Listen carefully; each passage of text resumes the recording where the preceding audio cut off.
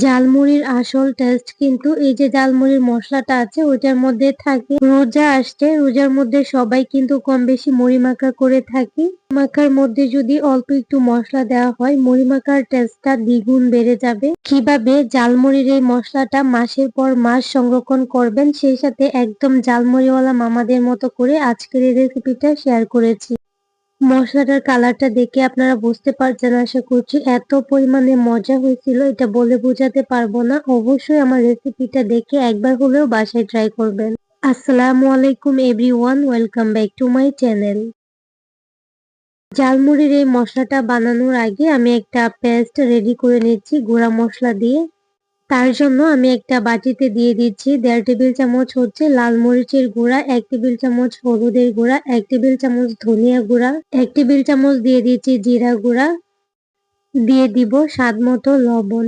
এখানে আমি মরিচের গুঁড়াটা বেশি দিয়েছি কারণ ঝাল ঝাল হলে কিন্তু এটা খেতে অনেক ভালো লাগে। যারা ঝাল কম খেতে পছন্দ করেন তারা কিন্তু মরিচের গুঁড়াটা কমিয়ে দিবেন। এখন অল্প একটু পানি দিয়ে ঠিক এরকম একটা পেস্ট বানিয়ে নিচ্ছি। মশলাটা যদি এভাবে পেস্ট বানিয়ে কিছুক্ষণ রেখে দেওয়া হয় তাহলে বাটা মশলার মতো একটা ঘ্রাণ আসে। একদম টকটকে ঘন একটা আমি পেস্ট বানিয়ে নিয়েছি, এটা একটা সাইডে রেখে দিচ্ছি। এখন আমি চুলায় চলে যাব। চুলায় একটা প্যান বসিয়ে দিয়েছি, তার মধ্যে 1 কাপের থেকে একটু কম হবে সরিষার তেল দিয়ে দিচ্ছি।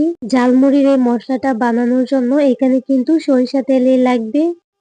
তেলের মধ্যে আমি দিয়ে দিচ্ছি 2 টেবিল চামচের মতো পেঁয়াজের পেস্ট, আর এখানে আমি দিয়ে দিচ্ছি 1 টেবিল চামচ রসুন বাটা, 1 টেবিল চামচ আদা বাটা। চাইলে কিন্তু আপনারা সবগুলো সমান করে নিতে পারেন, তবে আমি একটু কম বেশি করে নিয়েছি। এখন এগুলাকে একদম লো আঁচে কিছুক্ষণ ভেজে নেব।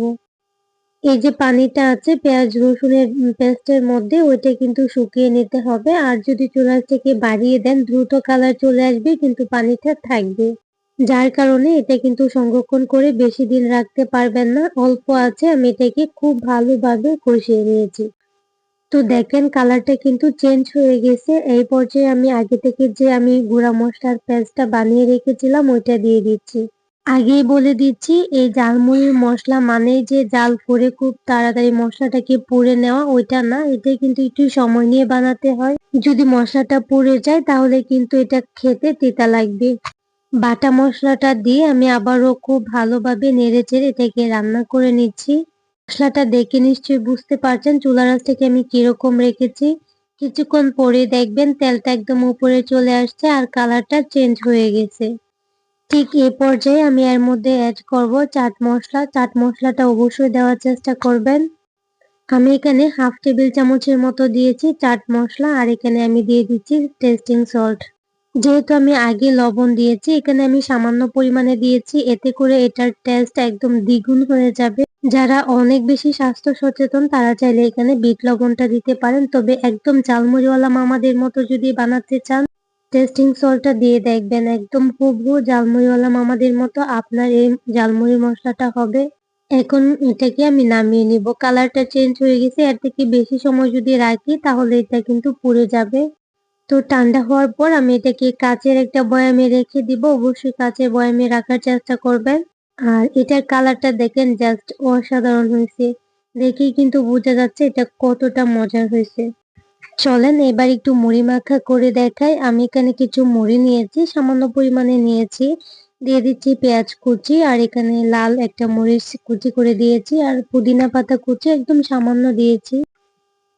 দিয়ে দিচ্ছি চানাচুর, যেকোনো চানাচুর দিলেই হবে। আর এখানে আমি দিয়ে দিচ্ছি যে ঝালমুড়ির মশলাটা আমি রেডি করেছি ওটা আমি পরিমাণ মতো দিয়ে দিচ্ছি। যে যতটুকু খেতে পছন্দ করেন ঠিক ততটুকুই দিবেন।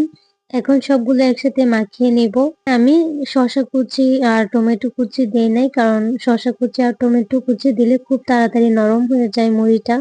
আর এই ঝালমুড়ির মশলাটা দিয়ে যদি আমি মুড়িটা 1-1.5 ঘন্টাও রেখে দেই এটা কিন্তু এরকম ক্রিস্পি থাকবে, কারণ এটার মধ্যে কোনো রকম পানি নাই।